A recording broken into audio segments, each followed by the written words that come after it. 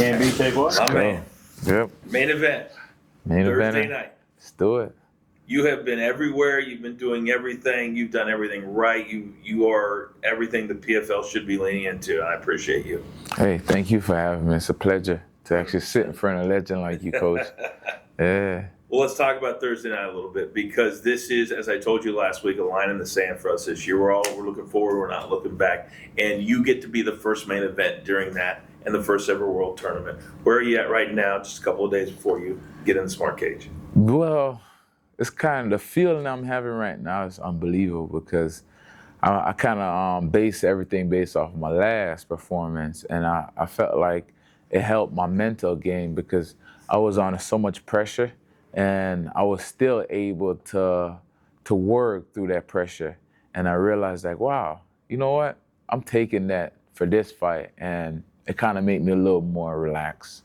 I say, relaxed to a point where I'm like, man, it's scary. I'm never this relaxed in a while. So it's like, man, it's good nerves. I love it.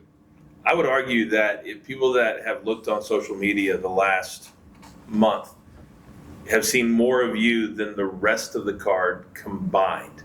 Why are you so into promoting yourself, which is what I believe every fighter should be doing? I'm going out of my way. And even when the camera and the producer don't want to do it extra, I suggest let's do extra to show them that I'm willing to go above and beyond whatever the expectation, whatever they need. I'm always available. There's no.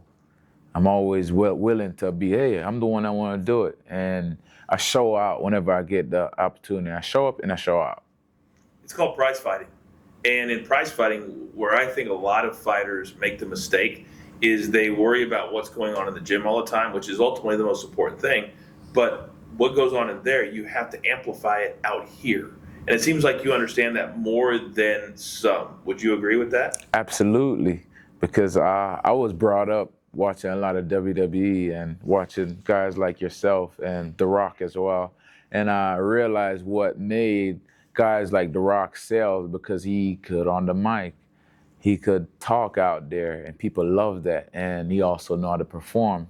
So the combination of both kind of, catapulted me to the top a little faster than others, the guys that are here. He taught me. Everything that I do, when I'm sitting in that chair or when I'm sitting in this chair, I learned from Dwayne, from The Rock, about timing, about promotion, about understanding everything is branding.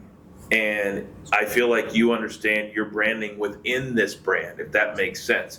We also used to say, if you can't talk, you can't get over. And I think you're one of the best talkers. Do you plan out a lot of what you say, whether it's in a social media video, whether it's after a fight, or anytime?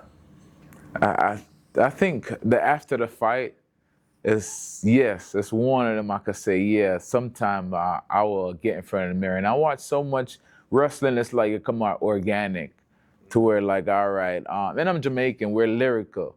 We're a bunch of lyrical people, you know what I'm saying? Automatic, we'll just say some stuff, make up some stuff, and it just rhyme. That's why we're good at music. But yeah, wrestling was one of my things. So I'll practice some of the stuff that and kind of twist it and tweak it a little bit to make it my own. On ESPN the last couple of weeks, there's been a lot more PFL programming, which I love. We recently went back to Jamaica with you, and you come from a culture and a family that's a lot different than the American culture. And I think it's cooler, to be honest with you. When you went back and you got to be around and kind of feel that again, because you're not always there, what was that like for you? Well, see, once I'm out of my element, I'm not myself, right? But once I know you put me in my element, you'll see the real Jason Jackson. So that's why I suggested and begged PFL, like, hey, I don't want to shoot no more my promo in Florida. I love Florida. I get it. I've been here since I was a kid, half of my life. But you guys need to see me in my element back in Jamaica. I'm a completely different person. And the people would love to see that side of me. So when I went back to Jamaica, I didn't need to plan nothing out. Everything was just running organic. And I was like, oh man, y'all gonna love this. The crowd gonna love to see this side of Jason Jackson. Preparation. You and I talked that part of your issues last year was the travel, where you were fighting, the fact that you still had to do all of this despite the fact you got there late. It was short notice. How has this, and being in Orlando and being in your training backyard, helped you to prepare better? And I had to apply for my own visa too. And you had to apply for my own visa. So like I said, being in Florida is kind of like being in Jamaica, tropical country. The food, the people, it's like a melting pot. And Orlando is 2 hours, 2.5 hours from my place down in Miami at the bottom. And, you know, it was easy for me to just pack up everything from home and take it here with me. So home is here in my hotel and everything. And the people here, I have family in Orlando. And I don't have to worry about getting acclimated to time, the weather. And now it's summertime when it's hot. That's when I'm stronger. The heat is where I strive. You put me in. We're opposite of that. No, as African, you got to remember. Yeah. You got to remember it's heat where we strive 100%. at. You got to remember that. You got to see why our nose was built the way, because guess what? We cool our brain down.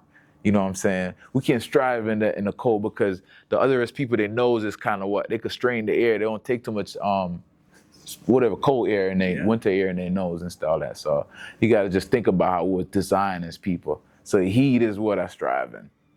Let's talk about a few of the fighters that are going to be in your division. In a tournament, you're only have to face 3 of these, right? Not everybody. It's not like the regular season where you don't know who you're facing in the second fight. But we had Logan Storley in here earlier. He is obviously a All-American wrestler. How does that type of style and a guy like him potentially cause people issues? I know you're not fighting him Thursday, but he is in this tournament. Well, I'm one of the best wrestlers in MMA, but I'm not one of the best wrestlers in wrestling. Just put what I say in perspective. I'm one of the best MMA wrestlers out there. Not one of the best wrestlers. If we're doing a wrestling match, yeah, I could say some of these guys will get me. But MMA, my MMA wrestling is off the chart. How I'm mixing my boxing with my lever change, my twitchy muscle, my fiber explosive muscle. I'm Jamaican, so we have that twitchy muscle. So, you know, I can get to certain position, my athleticism, it apply good in MMA compared to a lot of people that just know how to do one thing. Either they know how to wrestle, or they know how to punch, or they just know how to kick. I could do it all.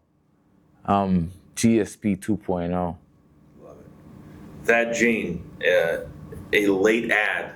He's a Challenger Series. He's young. A lot of people say he could be a superstar. He can talk. He's a lot like you personality-wise. What does he bring to this tournament in your division? What does he bring? Yeah. I would say Haitian food. Well, yeah. No. Thad Gene, definitely, he's an athlete. He's a good athlete, but he did not come from the mud. I'm from the mud. I was born and raised in Jamaica. I came from that neighborhood where we're not supposed to make it out of there. Zinc fence. You know what I'm saying? People dying, gunshot. Thad Gene, he's Haitian, but he's American Haitian. I'm from the mud, from the gully. You know, I know what hard life is. I know what it is to have nothing. You know what I'm saying? I know what it is to be that guy. You know what I'm saying? You got to kill me. You put me in the alley with a guy with a knife and I don't have nothing, I'm not going to back down. I'm not going to be like, oh, you got a knife. I'm taking it from him. I'm fighting them. I'm fighting for my life. And that's what a lot of people do not have. They have sportsmanship.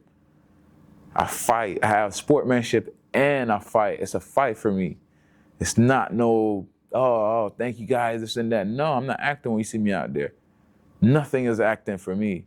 You know what I'm saying? I didn't grow up in this sportsmanship where I go to college and all that, this and that, and learn how to be. No, I'm going out there, I'm fighting. I'm fighting for my life. It doesn't matter what's on the price. I'm fighting for my life, and I'm not gonna give up. I'm not gonna quit. Like the great Hulk Hogan said, Yeah, right. no quit me, my brother. That's right. Let's talk quickly about your opponent Thursday night. Um, what problems does he pose for you? Well, like I said, it's warning you out. And that's a problem. You can't make no mistake. You got to go out there and follow everything to the course.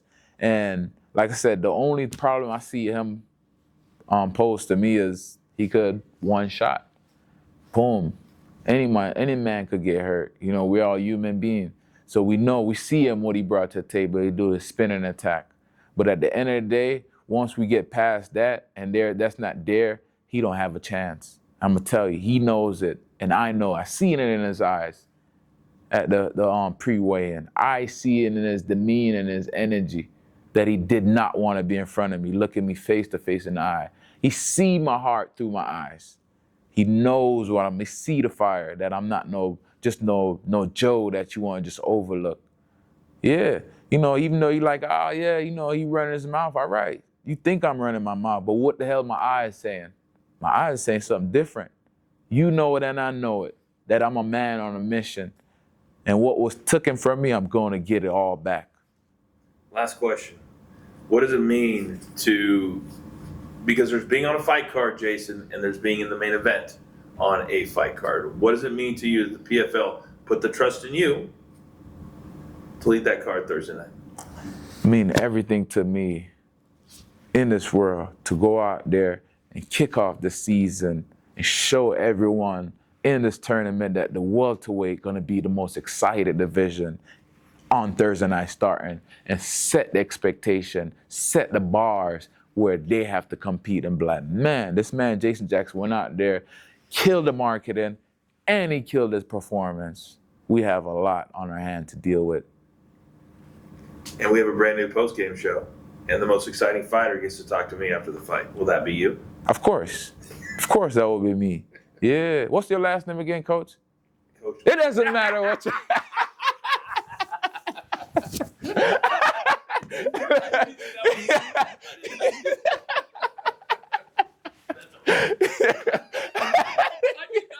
I didn't see that one. I thought you were going to say I swear to God. I didn't see that one. I swear to God. No way.